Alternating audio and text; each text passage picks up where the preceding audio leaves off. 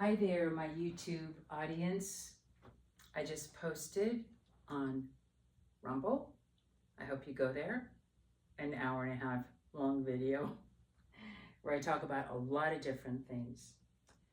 So one thing I'll mention right now is I really like Glenn Greenwald, who has a show on Rumble called System Update, because I've learned a lot from that.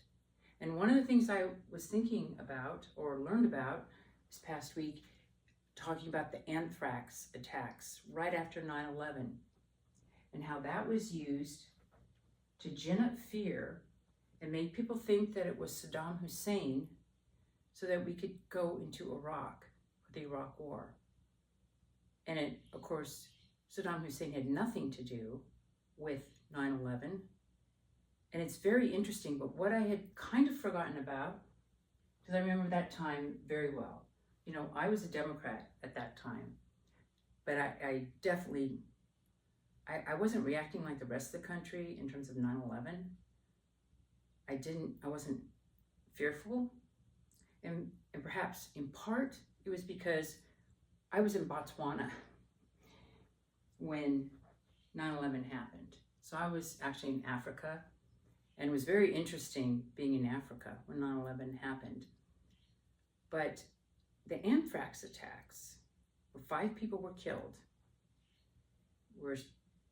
it was strategically mailed to people, like to help get the Patriot Act passed, to gin up fear in the population. But one of the things that was interesting to me was how many liberals, because I've come to the conclusion that liberals or people on the left tend to be more fearful. I mean, I definitely noticed that. And so they can be played. So they could be much more fearful about COVID, and they can be played that way in terms of being very strong on certain issues, which I won't discuss here, and being very much in support of the lockdowns and all that kind of stuff. But the anthrax, just so many people were like, especially in the Washington, D.C. area, were just freaked out that you might get anthrax sent to your home. Well, now we know that actually came from the U.S. And of course, they tried to blame a particular individual, but that tends to be how these kind of CIA type operations happen. You get a lone person, a fall guy, so to speak. But actually, it came from our labs. And the people they tried to stick that to, and the one guy, he conveniently died, and his reputation is ruined.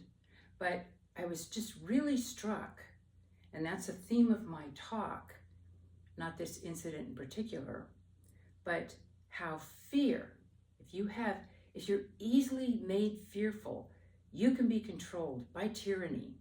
You can be pushed into certain directions, to supporting certain programs, to having your freedoms taken away.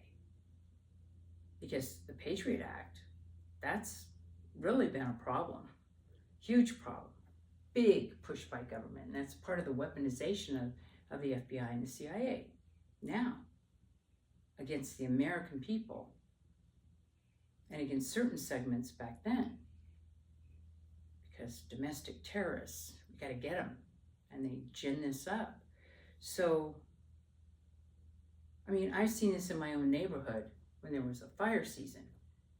It was like the fires were pretty far away, but they evacuated all the homes north of Sunset on the off chance that one spark might come over from the place where the fire was burning further east. They literally evacuated that area. And I remember one of my neighbors, very lefty type person, oh, well, we're not going to take any chances. We're moving. We're going to go stay at our friend's house farther away. Well, I just looked at the numbers. I mean, in all the years since this home has been here, 1954, there's been no fire here. The closest one was in Topanga, and that's getting close. Maybe to be a little bit concerned, but just this fear of the next pandemic, fear of anthrax attacks, and that's how tyranny starts. So don't be afraid. Take care of yourself. Be prudent, but don't be afraid. Hope to see you over on Rumble. Bye now.